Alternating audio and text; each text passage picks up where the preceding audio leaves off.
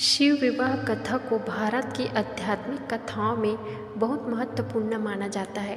शिव विवाह में पार्वती के पिता शिव का वंश जानना चाहते थे। फिर शिव ने क्या जवाब दिया? कथा में बताया गया है कि शिव मौन बैठे रहे। पार्वती के पिता ने सोचा कि ये अपने कुल वंश के बारे में भी नहीं जानते। भगवान शिव और पार्वती की शादी बड़े ही भव्य तरीके से आयोजित हुई।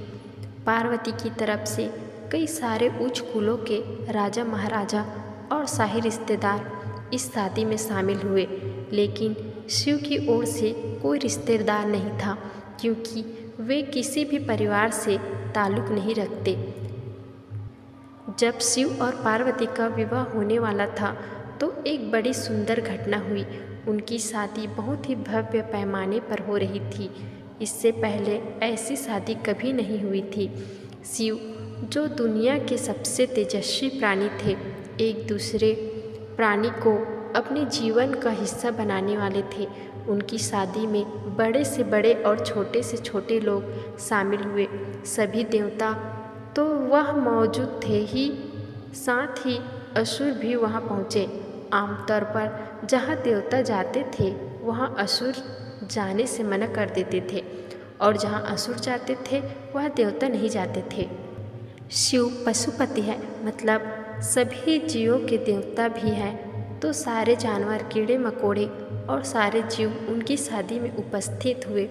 यहाँ तक कि भूत पिशाच और विक्षिप्त लोग भी उनके विवाह में मेहमान बनकर पहुँचे।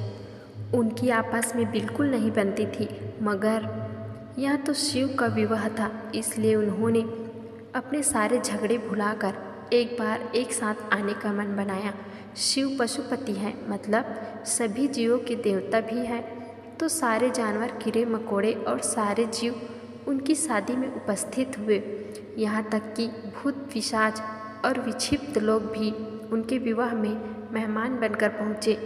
यहाँ एक शाही शादी थी, एक राजकुमारी की शादी हो रही थी, इसलिए विवाह समारोह से पहले एक अहम समारोह होना था। वर वधू दोनों की वंशावली घोषित की जानी थी। एक राजा के लिए उसकी वंशावली सबसे अहम चीज़ होती है, जो उसके जीवन का गौरव होता है। तो पार्वती की वंशावली का बखान खूब धूमधाम से किया गया। यह कुछ देर तक चलता रहा। आखिरकार जब उन्होंने अपने वंश के गौरव का बखान खत्म किया तो वे सब उस ओर मुड़े जिधर वर शिव बैठे हुए थे। सभी अतिथि इंतजार करने लगे कि वर की ओर से कोई उठकर शिव के वंश के गौरव के बारे में बोलेगा, मगर किसी ने एक शब्द नहीं कहा। वधू का परिवार ताज्जुब करने लगा। क्या उसके खानदान में कोई ऐसा नहीं है जो खड़े होकर उसके वंश की महानता के बारे में बता सके? मगर वाकई कोई नहीं था। वर के माता पिता, रिश्तेदार या परिवार में से वह नहीं आया था, क्योंकि उसके परिवार में कोई नहीं था। वह सिर्फ अपने साथी गणों के साथ आया था, जो विकृत जीवों की तरह दिखते थे। वे ईशानी भाषा तक नहीं बोल पाते थे और अजीब सी बेसुरी आवाज़ें निकालते थे। वे सभी नशे में चूर और विचित्र अवस्थाओं में लग रहे थे। फिर माता पार्वती के पिता पर्वतराज ने शिव से अनुरोध किया, कृपया अपने वंश के बारे में कुछ बताइए। शिव कहीं शून्य में देखते हुए चुपचाप बैठे रहे। वह न तो दुल्हन की ओर देख रहे थे, न ही शादी को लेकर उनमें कोई उत्साह नजर आ रहा था। वह सब अपने गणों से घिरे हुए बैठे रहे और शून्य में घूरते रहे। वधू पक्ष के लोग बार बार उनसे यह सवाल पूछते रहे, क्योंकि कोई भी अपनी बेटी की शादी ऐसे आदमी से नहीं करना चाहेगा जिसके वंश का अता पता न हो। उन्हें जल्दी थी, क्योंकि शादी के लिए शुभ मुहूर्त तेजी से निकला जा रहा था। मगर शिव मौन रहे। समाज के लोग, कुलीन राजा महाराजा और पंडित बहुत घृणा से शिव की ओर देखने लगे और तुरंत फुसफुसाहट शुरू हो गई। इसका वंश क्या है? यह बोल क्यों नहीं रहा है? हो सकता है कि इसका परिवार किसी निजी जाति का हो और इसे अपने वंश के बारे में बताने में शर्म आ रही हो। फिर नारद मुनि जो उस सभा में मौजूद थे, यह सब तमाशा देखकर अपनी वाणी उठाई और उसकी एक ही तार खींचते रहे।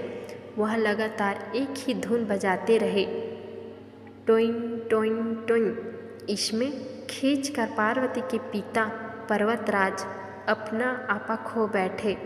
यह क्या बकवास है? हम वर की वंशावली के बारे में सुनना चाहते हैं, मगर वह कुछ बोल नहीं रहा। क्या मैं अपनी बेटी की शादी ऐसे आदमी से कर दूं? और आप यहाँ खिजाने वाला शोर क्यों कर रहे हैं? क्या यह कोई जवाब है? नारद ने जवाब दिया, वर के माता पिता नहीं हैं। राजा ने पूछा, क्या आप यह कहना चाहते हैं कि वह अपने माता पिता के बारे में नहीं जानता? नारद ने सभी को बताया कि भगवान स्वयंभू है। नहीं, इनके माता पिता नहीं हैं, इनकी कोई विरासत नहीं है, इनका कोई गोत्र नहीं है, इसके पास कुछ नहीं है, इसके पास अपने खुद के अलावा कुछ नहीं है। पूरी सभा चकरा गई। पर्वतराज ने कहा, हम ऐसे लोगों को जानते हैं जो अपने पिता या माता के बारे में नहीं जानते। ऐसी दुर्भाग्यपूर्ण स्थिति हो सकती है, मगर हर कोई किसी न किसी से जन्मा है। ऐसा कैसे हो सकता है कि किसी का कोई पिता या माँ ही न हो? नारद ने जवाब दिया, क्योंकि यह स्वयंभू है, उन्होंने खुद की रचना की है। इनके न तो पिता है न माता, इनका कोई वंश नहीं है, न परिवार, यह किसी परंपरा से ताल्लुक़ नहीं रखते और न ही इनके पास कोई राज्य है। इनका न तो कोई गोत्र है और न कोई नक्षत्र, न कोई भाग्यशाली तारा इनकी रक्षा करता है। यह सब चीज़ों से परे है। यह एक योगी हैं और इन्होंने सारे अस्तित्व को अपना एक हिस्सा बना लिया है। इनके लिए सिर्फ एक वंश है। ध्वनि आदि शून्य प्रकृति ने जब अस्तित्व में लाई तो अस्तित्व में आने वाली पहली चीज़ थी ध्वनि। इनकी पहली अभिव्यक्ति एक ध्वनि के रूप में है। ये सबसे पहले एक ध्वनि के रूप में प्रकट हुए, उसके पहले ये कुछ नहीं थे। यही वजह है कि मैं यह तार खींच रहा हूँ। अगर यह स्टोरी पसंद आई हो तो मेरे चैनल को लाइक सब्सक्राइब कीजिए दोस्तों। और ऐसे ही कथाएं सुनने के लिए मेरे कमेंट ज़रूर करें।